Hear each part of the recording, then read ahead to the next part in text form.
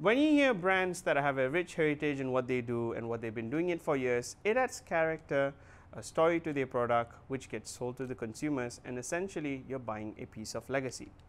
This is something that you can only experience with certain brands out there, such as timepiece manufacturers, automobile, fashion, and so on and so forth. But today we're going to talk about imaging, more specifically the German camera Leica. We were using the Leica Q2 for a good week, and honestly you're not just getting a camera that shoots photos, you're getting a delicious Leica experience that nobody talks about. Let us address that in this video, so let's not waste any time and get right into it, and you're watching The Adventures of Vesper. Let's begin.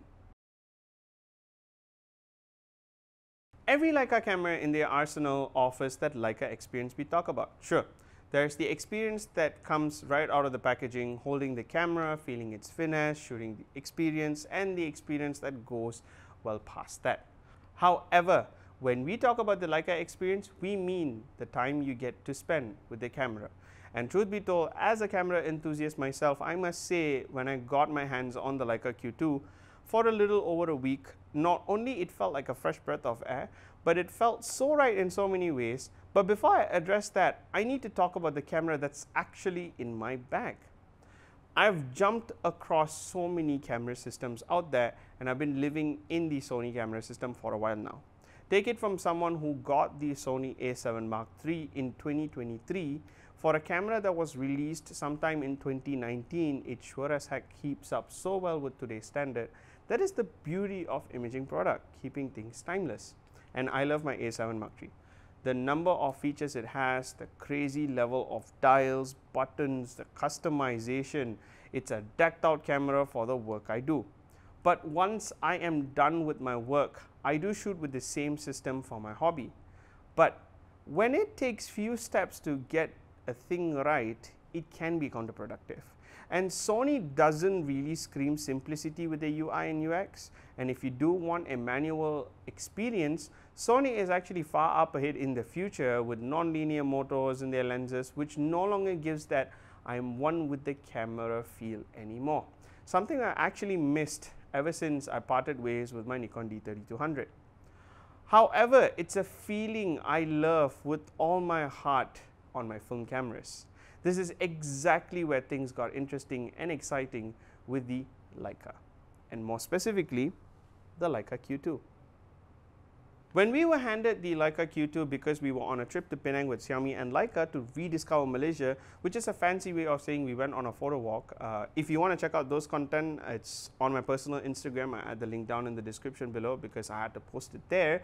Well, this trip was supposed to be an experience with the Leica cameras and the Xiaomi 14 series, which are co-engineered with Leica. If you want to check out that content, it's up on the site, which I'll add the link down in the description below. Well, sure enough, I did take lovely photos with the Xiaomi 14. Yes, the 14, not the Ultra. However, I shot more with the Leica Q2. I took about a good hour to get accustomed to the camera because it takes a while to learn and adapt to something that is new, and my God, this is by far the most friendly camera I've gotten used to, and let's get right into that. Okay, let's start off with the lens experience because the Sumilux lens brings me good memories of my film camera. When I say when I want the right lens experience, personally this is exactly what I mean. Sure, being a late 90s kid, I didn't play with a lot of film cameras. However, my Pentax Spotmatic SP, which was the first film SLR I appreciated photography with because of its manual experience, and I spent more time shooting. When I held the Q2, I had the same exact experience with a camera that reigns the digital age. Being able to connect yourself with the camera makes a great camera, and with the Q2, I had the same manual experience as my Spotmatic. The buttery smooth focus that's properly linear and a nice clicky aperture ring, I know by heart. I found that with the Q2. And don't underestimate the fixed lens system here because this is where the Leica magic begins, because there is a dot on the dial close to the body, and when you turn the indicator to macro, the camera transitions into macro system. I've never seen anything like it. The sheer engineering that went into this camera lens, and not to forget the Sumilux lens, have the most natural image angle, similar to human's eye view, by the way, which makes this particular 28mm f1.7 lens a magnificent pairing on the Q2. Since the Leica Q2 is a full frame camera, yeah, don't underestimate the shape and the size. It is a full frame camera. Leica knew that there will be users who'd want to shoot in a different focal length, case in point, like myself.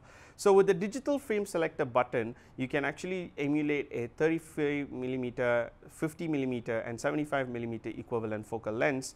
It applies a crop on the sensor. However, since it's a 47 megapixel sensor, you are still getting quite the impressive quality out of this petite camera. As someone who has used plenty of cameras before, I don't remember any one of them to have like friendly UI UX until I tried the Leica Q2, and take my word for it, because this is the easiest to learn and the most friendly camera UI I have ever used. Press the menu button and you're greeted with this screen which shows simple and straightforward function. Tap on the top to switch between photo and video. The grey box has the important settings you'll be using, such as aperture, exposure time, ISO and EV, and at the bottom you have 9 more settings such as the AF drive, focal point, drive mode, color profile, user profile, exposure metering, white balance, image configuration and Leica Photos connectivity. Even the settings menu uses terms that are so simple to understand and easy to grasp. In fact, it has icons that are super friendly to understand as well. Leica calls them the Leicons, pretty cute. And as a photographer, I adapted to this camera at a much quicker duration than expected. During the trip, there were other participants who received the Leica Q2 on a loan to actually play with it. And in fact, they have never used a proper camera.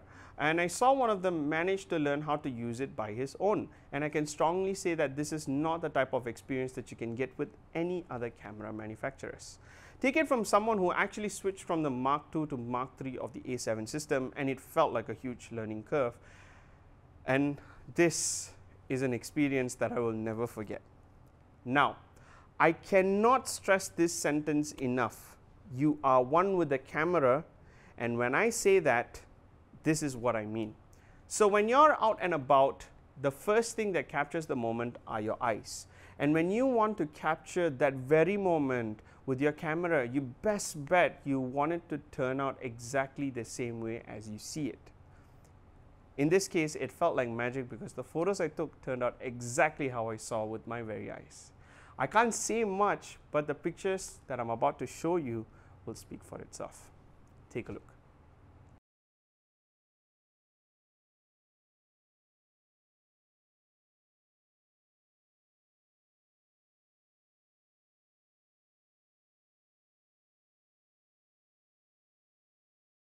I like working on the move, and with my iPad with me all the time, it gives me time to edit pictures on the move as well.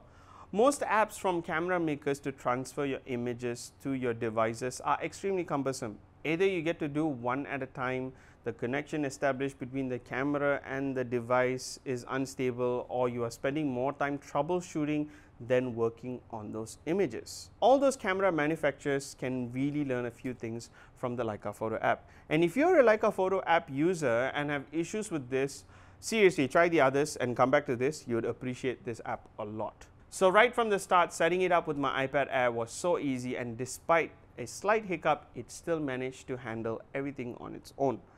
The app doesn't stop there, because once you pair the camera to the app, it prepares the gallery with proper preview of images from your camera onto the iPad, and it gets better because tap any image, give it a second or two, you get the preview of the real image.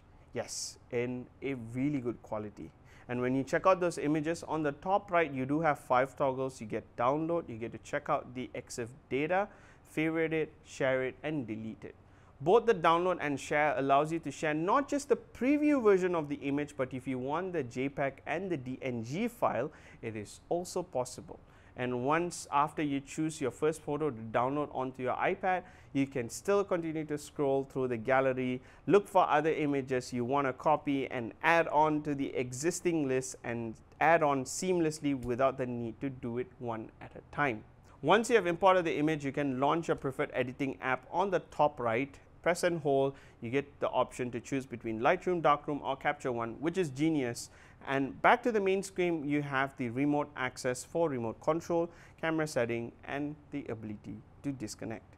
Say whatever you want, but this is by far the best camera app I've ever experienced, because most of the features that I wanted were there and it was so easy to work with. Now, we are coming to the end of this video and I do want to talk about the Leica Q2 because this is the hero of this video that taught me the entire experience. And despite the Leica Q2 being a 5 years old camera, and in 2024, we surely have seen a lot of advancement in imaging, including the major improvements on the Leica Q3. But always remember, cameras are timeless and a good one is an investment. I still love the Q2 for everything that it does, and I enjoyed it without even thinking about the hardware for a second. It's all about the experience, and this is the Leica experience that I was talking about. For once, I actually chose to leave my trusty A7 Mark III at my office and I took the Q2 with me everywhere I went because it's the camera that I've been yearning for. And only someone with a rich heritage and a passion to make these type of stuff can do that. Leica is one of them and will always be one. And honestly, if this Leica Q2 got me talking a lot, I'm excited how fast the Q3 is going to make my heart flutter. And I actually will share my experience with that when I get my hands on that beauty for review. Thank you so much for watching this video. Hope you guys enjoyed this video. Give us a thumbs up if you liked it. Give us a thumbs down if you don't like it. Tell us why you didn't like it so that we could definitely improve in our next video. And please, please, please, please feel free to ask any type of questions that you have with the Leica Experience, with the Q2, or in fact with the upcoming Q3 that we will get to review here very, very soon. And once again, huge thanks to Leica Malaysia for making this happen. It's an absolute pleasure and I can't wait to check out more stuff coming from them. And I'll see you guys in another video. Until then, this is Prithviraj signing off. Take care, and I'll see you guys real soon. Bye.